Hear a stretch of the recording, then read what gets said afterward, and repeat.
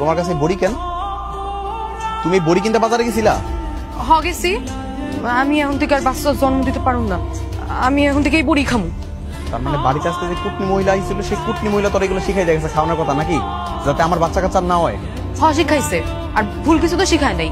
প্রতি বছর বছর এমনি বাচ্চা জন্ম দিলে মানুষ বাঁচে, আপনি তো আমার মানুষই মনে করেন না। আমি তোর মানুষ মনে করি না?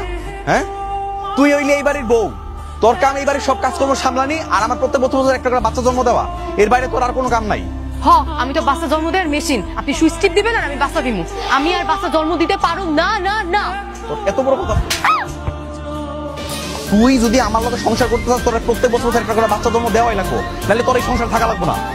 আমি করুম না আপনার সংসার, আপনার এই সংসার আমি আর জীবনও করুম না। আমি এখন আমার বাপের বাড়ি চলে যেতেছি। না মা, লক্ষ্মী মা, আমার বৌমা এসব কথা কয় না মা, যাও না। আমার ছাড়েন আমারে, এই লোকের সংসার আমি করুম না।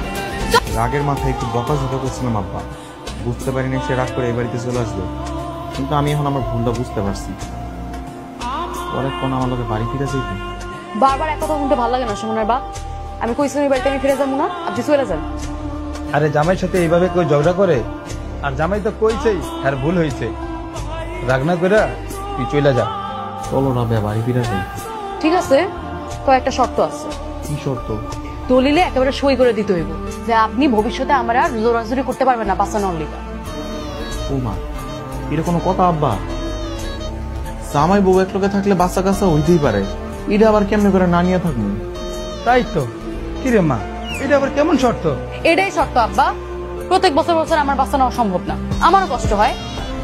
আর উনি যদি এই শর্ত না মানে তাহলে আমি বাড়িতে ফিরে যাবো না। আচ্ছা ঠিক আছে, আমি আর তোমার জোরাজোরি করবো না।